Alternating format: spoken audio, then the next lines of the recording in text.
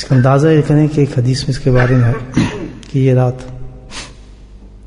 شب قدر کے بعد، اور شب قدر کی اہمیت تو ہم جانتے ہیں کتنی بڑی رات ہے، اللہ نے خود پوری آیت اتاری ہے اس کے لیے.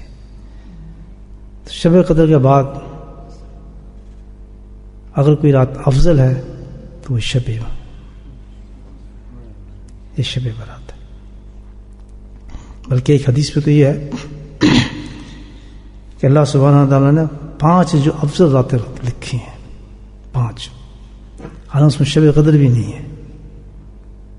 5 افضل راتیں ہیں، افضل ایسی راتیں ہیں وہ راتیں کہ اس میں کوئی انسان اگر عبادت کرتا ہے اپنی عبادت سے، اللہ کے ذکر سے اس رات کو زندہ رکھتا ہے تو اللہ سبحانہ تعالیٰ فرماتے ہیں کہ مجھ پہ لازم ہے میں اس کو جنت میں داخل کروں.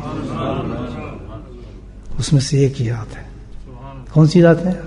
8 ذی الحجہ، 9 ذی الحجہ، 10 ذی الحجہ، عید الفطر کی رات اور شب برات کی رات.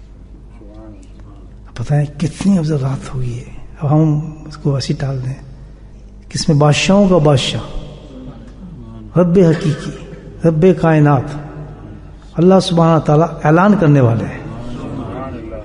یہ وجہ ہے اس کی کہ اس رات میں ایک اعلان ہونے والا ہے اللہ کی طرف سے. اللہ کہتا ہے اس رات کو میں مقرر فرمایا کہ میں ایک اعلان کروں گا، اس اعلان کو پوری کائنات سنے گی میرے اعلان کو.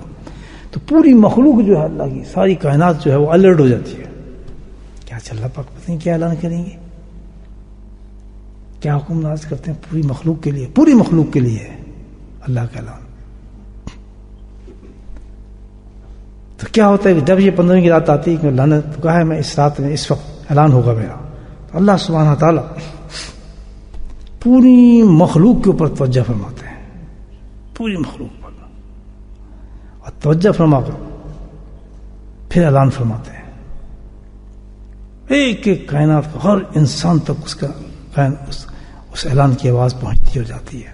اعلان فرماتے ہیں کہ اے میری مخلوق، میں رب ہوں تمہارا، تم میری مخلوق ہو، جو میں نے تم سب کو بخش دیا. That's the night. کتنی بڑی رات ہے.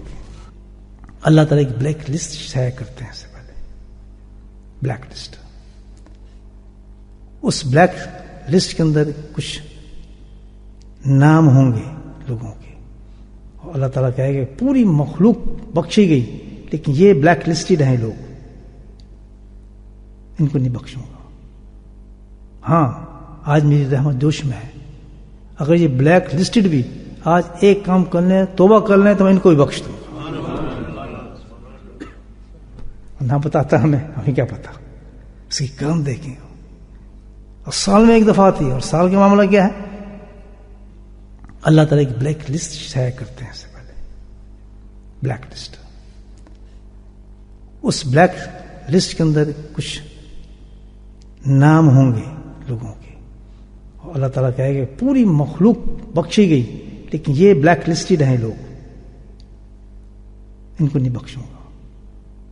ہاں آج میری رحمت جوش میں ہے، اگر یہ بلیک لسٹڈ بھی آج ایک کام کر لیں، توبہ کر لیں، تو میں ان کو بھی بخش دوں. نہ بتاتا ہمیں کیا پتا، اس کی کرم دیکھیں. اور سال میں ایک دفعہ آتی ہے، اور سال کا معاملہ کیا ہے؟ حالانکہ حکم کیا ہے حدیث میں کہ اگر کسی کو بوڑھا ماں باپ مل جائے، اگر کسی کو بوڑھا ماں باپ مل جائے تو وہ اس کا جنت کا دروازہ ہے. کتنا بڑا مقام ہے کہ اس وقت باپ کو دیکھنا، اس کی ٹانگیں دبانا، اس کو پانی پلانا، اس کی خدمت کرنا، کوئی دنیا کی اتنی بڑی دعا قبول نہیں ہو سکتی جتنی باپ کی اس حالت میں دعا قبول ہوتی ہے. کتنی بدقسمتی ہے ہماری کہ ہمارے ماں باپ بوڑھے ہوں، ماں ہماری بوڑھی ہو، اور ہم کسوں دور ہیں، بس ٹیلی فون سے سن لیں، یہاں تک دیکھا ہے ٹیلی فون، ہاں جی بس مرنے والے ہیں، آ جاؤ مرنے والے جلدی آ جاؤ، اور پھر ٹکٹ کٹاتے پھر رہے ہیں مرنے والے ہیں اس لیے کہ جنازے میں شامل ہو جائیں گے. یہ رات بہت قیمتی رات ہے دوست، اپنے اپنے گرجاؤں جا کے تیسری لسٹ تیار بغیر اتنی بڑی ہے، ماں باپ اتنے بڑے ہیں ان کی کہ 100 قرآن میں اللہ نے اپنے اور اپنے رسول کے بعد سب سے زیادہ جو فرم برداری کا حق دیا کس کو دیا ہے؟ ماں باپ کو دیا ہے. ماں باپ کو دیا ہے. ان کا چہرہ دیکھنا، ان کی خدمت کرنا، صاف کہا ہے کہ یا یہ تیرے لیے جنت کا دروازہ ہے تیرے لیے دوزخ کا دروازہ ہے. ہر بات ماننی, کوئی تکلیف نہ دینی, ان کو خوش رکھنا. لسٹ میں نام آتا ہے اس میں. وہ بھی عجیب چیزیں دیکھیں آپ, شیطان الٹے کام کراتا ہے. عجیب آپ دیکھیں, جو ہم اس کو گناہ بھی نہیں سمجھتے, لیکن کہاں نام آ رہا ہے اس لسٹ میں, آپ غور کریں کہاں نام آ رہا ہے اس گناہ کا, اور کس وقت اللہ تعالیٰ ہمیں ریئلائز کرا رہے کہ تم یہ گناہ مت کرنا, ورنہ میں تمہیں آج بخشوں گا نہیں. عام ہے وہ چیز, مسجد میں بھی ہے, مسجد کے باہر بھی ہے, ہر وقت ہے. وہ کیا ہے کہ ہماری یہ شلوار, یہ ازار, یہ دھوتی جو ہیں, یہ ٹخنوں سے نیچے نہیں ہونی چاہیے. اللہ فرماتا ہے کہ جس کے ٹخنوں سے نیچے ہوں گی میں آج اس کو نہیں بخشوں گا. تھوڑی سی لذت اور سستی کی خاطر ہم مسجد میں تو آتے ہیں, اوپر کر لیتے ہیں, حالانکہ یہ شرع غلط ہے. اس وقت کسی چیز کو تبدیل کرنے سے وہ چیز نہیں بنتی ہے. حقیقت ہے جو قانون ہے وہ تو باہر بھی وہی ہے اور مسجد میں بھی وہی ہے. یہ نہیں کہ آپ یہاں کر سکتے ہیں, نماز سے مقبولیت کا تعلق نہیں ہے. بات تو یا مجرم میں ہم اس چیز کے کہ ہم اپنے یہ جو ہے شلوار قمیض ہو یا جوبے ہم پہنتے ہیں, ہمیں پتہ ہی نہیں کہ وہ ٹخنے سے نیچے, اور یہاں حکم اس رات پر آ رہا ہے, شب برات پر آ رہا ہے, اور یہاں تو الٹی گنگا بہ رہی ہے. دو چیزوں کا نام ہے, عبادت کرے گا اور اللہ کا ذکر کرے گا.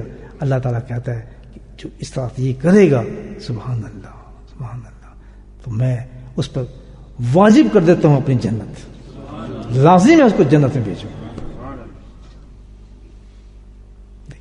ارے ایک اور نقطہ آپ کو بتا دوں آج کی رات کا, کون سے ایسے ہیں جس کے بڑے بڑے کام پسے ہیں, کوئی بیمار ہے, کوئی مصیبت زدہ ہے, کوئی ایسی چیز ہے.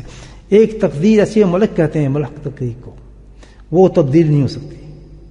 وہ تقدیر میں لکھا جاتا ہے کہ اس کو ایکسیڈنٹ ہوگا, اس پہ یہ بلا اترے گی, اس کی مصیبت آئے گی, اس کا بچہ مرے گا, یعنی وہ لکھی جا چکی ہے.